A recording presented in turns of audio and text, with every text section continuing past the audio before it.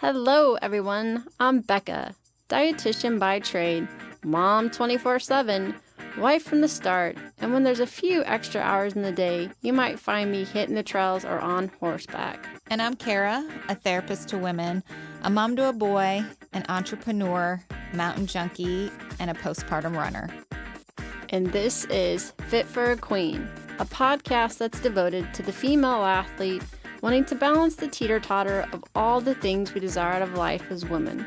Performance, health, intellect, and taking time for self, even if we only get 1 minute out of the day. We're so excited to be bringing you the queens in the athletic world who have done just that. Okay, ladies, take a seat at your thrones, grab your crowns, and welcome to Fit for a Queen.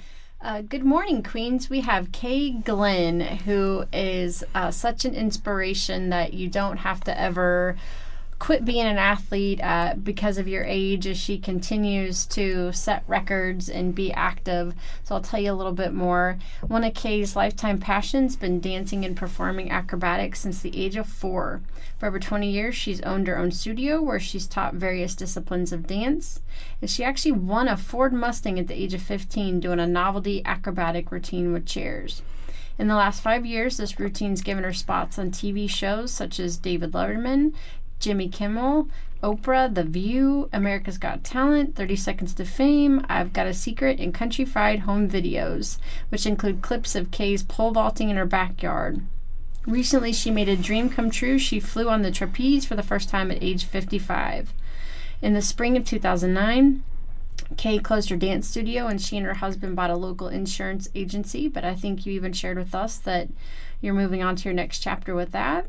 And Kay is enjoying spending time as a motivational entertainer and training for track and field at her home in the country where she has a pole vault pit, a high jump pit, hurdles, and an area comprised of a horizontal bar, rings, and trapeze. Wow, I'm heading to your house. Some people have gardens. She's got a track and field. That's awesome. Yes, it's a fun playground. Oh, I bet so. I think that's awesome. Also, Kay was featured in the August 2009 issue of AARP magazine. So you are what the face of retirement or moving towards retirement should look like. So welcome, Kay. Well, so far I think it's going to be a busy retirement, so I'm looking forward to it. Yeah, it sounds like it. So, yeah, you sound like a busy lady. So, Kay, can you tell us... Oh, go ahead. Oh, go ahead. What? Can you tell us about how and what you feel like has helped you to continue to thrive in athletics regardless of age? I mean, you're still going strong. I don't know. I've just always been a very active person, and I've had opportunities that have been presented to me that I didn't even know were out there. So I think that's kind of helped with a new network of friends, and you've got the internet that lets you know what's going on out in the world. But I just went from one thing to another. It seems like I started out with just the dancing when I was younger, had a lot of opportunities to be in front of crowds and do some people pleasing. And then I got into sports when I was in high school, like every other kid was doing. Had some good success with that, especially in my track and field sport. And I don't know, then after that, you fall into that, well, I got married thing. And I still kept up with my acrobats, but the running and getting involved in the other sports was something new. And I don't know, it was a natural progression for me. I learned my athletic track and field events the way I had learned my acrobats and my tap dancing. And so I don't know, like I say, then I found out about meets, and then you meet people and you find out how young-minded and young at heart they are. And I don't really know whether they've always been that way or whether they became that way after they got involved in their sport. But it's a really fun group of people, and we meet at least, it seems like once a year, some of the same people from all over the country when I go to national meets and catch up on how everybody's doing. And so it's just part of my life to be active, and I think it always will be. hopefully. You make such a good point that it's activity that's something that you love, that you do, versus, you know, I have to go out and work out. it sounds like it's just integrated into your life, and that you enjoy it so much. Right. And I think I use music a lot of times when I'm not maybe really in the mood to get started with a more formal workout. And sometimes I think for me, I need to do it constantly, like every day I like to work out. And even if it's only 10 minutes, I mean, it might be 2 hours. But sometimes, as my daughter says, the hardest part about doing an actual workout is putting on your shoes. Once you get your shoes on, once you get your mind set, you get out there, and then you just want to try it one more time, and before you know it, time's gone by. But I think just setting aside a certain time each day has helped me keep into a more regular routine. And once I quit doing it one day, then it's easier to skip it the next day. And so if I don't feel like doing it that day, I tell myself, well, I'll just do a little bit for 5 or 10 minutes. And keeps me in the routine of it, I guess. Well, I think that you're setting such a great model. I can remember, it kind of cracks me up, they called it Senior Olympics, and my dad, I think, was in his 40s at that time. But that's how I grew up playing basketball, was just kind of trucking along with him and his team, and going to watch him. But it was fun seeing my dad kind of turn into this kid on the court, and seeing that age is not something they have to give up things that you love. So on that note, tell us about what you're hoping to continue to do in the future. I mean, it sounds like each year you keep mastering more and more things and becoming even more athletic. Well, it seems like I'm trying to get better all the time at what I'm doing, and I just am not there yet, so I'm going to keep working on it. Time is always a big issue, and now that I'm getting near that retirement from, a 9-to-5 job, I hope to have more time to work on my training and learn a little bit more about nutrition and be better at growing into those gracefully older years. But I want to do more speaking. I want to be able to get out and travel a little bit and let people know what there is out there available. I know I learned so much from people all ages, whether it's an older person or a younger person. It never ceases to amaze me at what I can learn from them.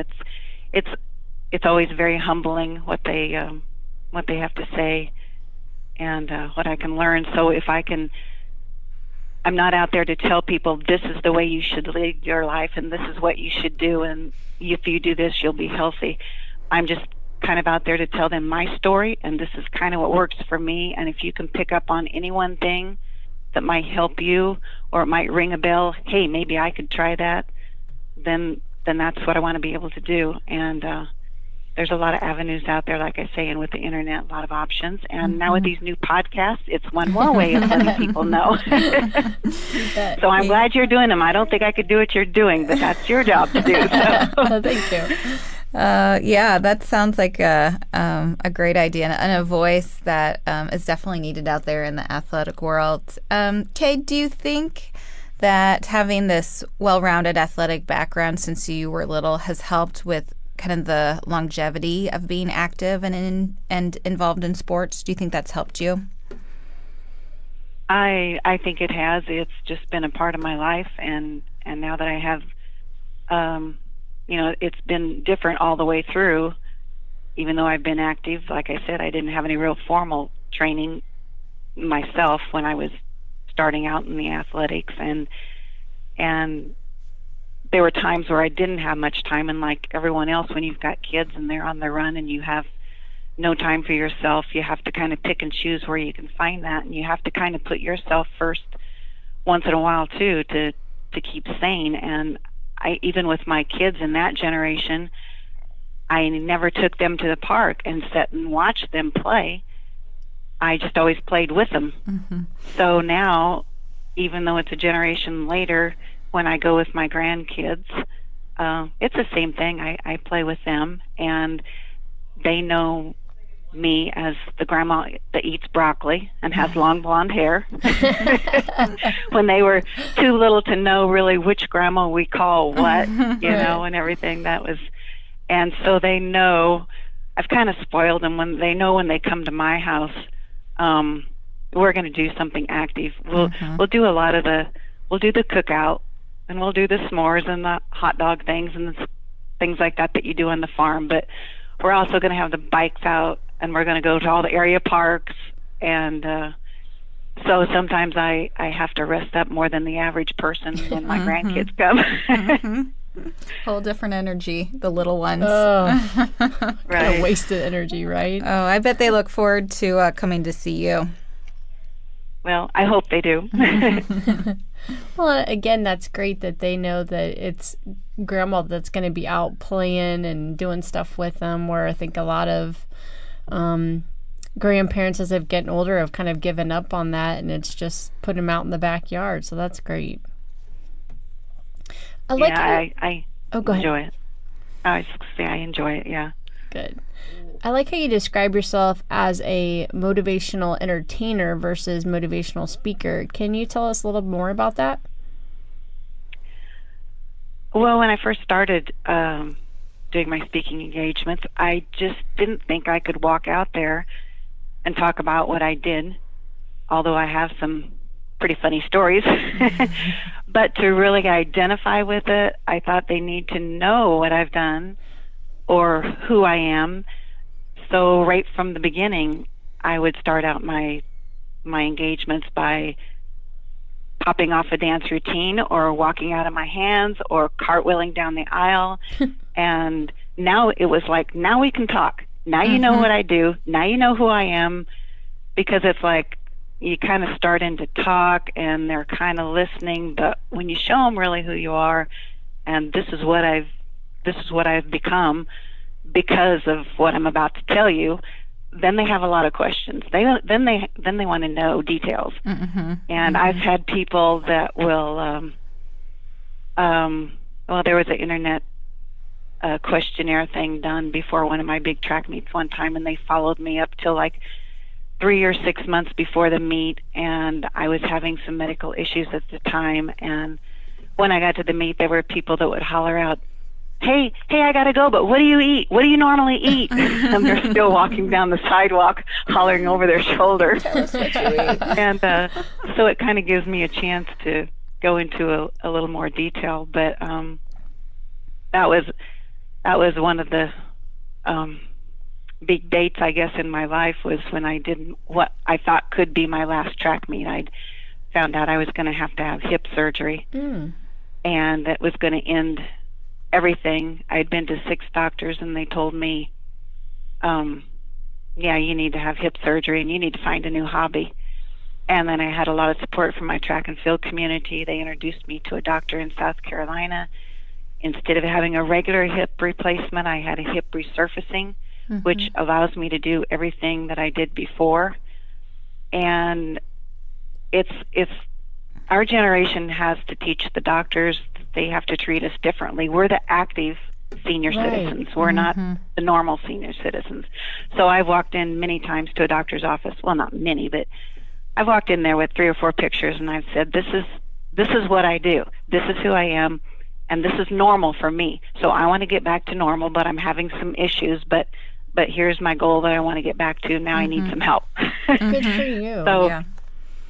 and I've had other people that are in track and field that have said, well, doctors they don't understand the newer generation of seniors. So, you have to walk in and say, I'm an athlete instead of I'm a grandma. So while you're both, you want to be physically treated as an athlete. Yeah. That's a great point. Yeah. So I've learned a lot about that. Yeah, and Kay, it sounds like you've found a great community too of individuals, and I know we always talk about finding your tribe and finding your village. It really sounds like you've done that in the track and field community. We are our own little family, I think. Even in our section, we have pole vaulters, we have throwers, we have sprinters, but then you've got another community of all the athletes. And you know that when you go to a meet, if you don't know someone there, you will when you come home. Everybody has something in common. Everybody wants to be healthier. They know they're happier, and they will do anything to help out each other. They're a real big asset in my life, and they're really good motivators. Because believe it or not, there's even people out there that are very good who are very much older than I am. Well, yeah, was it like the 40-yard sprint and there was the 80 and above group, including somebody that was over 100 years old or close to it? I'm like, yeah, that's inspirational. That's a goal right there. Yeah. They are. I've even there was a guy in Iowa that I think he didn't even really start until he was about 65, and he had world records. And he would walk out on the track with his knee braces on, getting ready to do his sprint. And we'd say, "How you feeling?" He goes, "Well, I don't know yet." And he would kind of limp onto the track. He would run, a world record pace, and then he would kind of limp off the track and say, "Well, that was fun," Wow. And I do have to say, my mother is going to be 95 in December. And her extent was she was a cheerleader and she liked her cartwheels. So maybe I take after her. I don't know. But I still haven't given up on the thought that when she turns 95 in December, she will be in a new age division because we usually compete in 5-year brackets. So she went out on the track with me the other day and did her walk all the way around. I just might take her to one of those meets with me and see what her numbers turn out to be. That's incredible. We'll keep our eyes and ears open for that. So we should have had your mom on too today. Yeah. Right. Well, Kay, it sounds like you're a busy gal. So at the end of each interview, we ask our interviewees how they live out the FIT philosophy. So how do you kind of find the balance in performance, your health, intellect, and taking time for self? How do you balance it all? I guess that's the hardest part, is finding time. Your time management. I hope to get better at that, and that'll give me more time to get better at what I do. I want to continue with my performances because they're kind of like parties for me. You do all this work all year long, and then you get to go to the party. So the performance is a big part at the track meets or with the dancing, and they kind of test you as to how good you've been working out, and so it's just a way to measure ourselves as far as that goes in your health. If I don't take care of my health, no one will.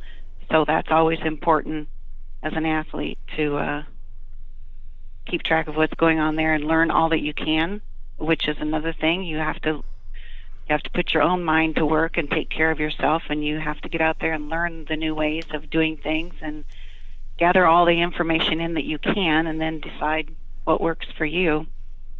So, like I say, it starts kind of out with that time balancing act. So I'm going to work on that.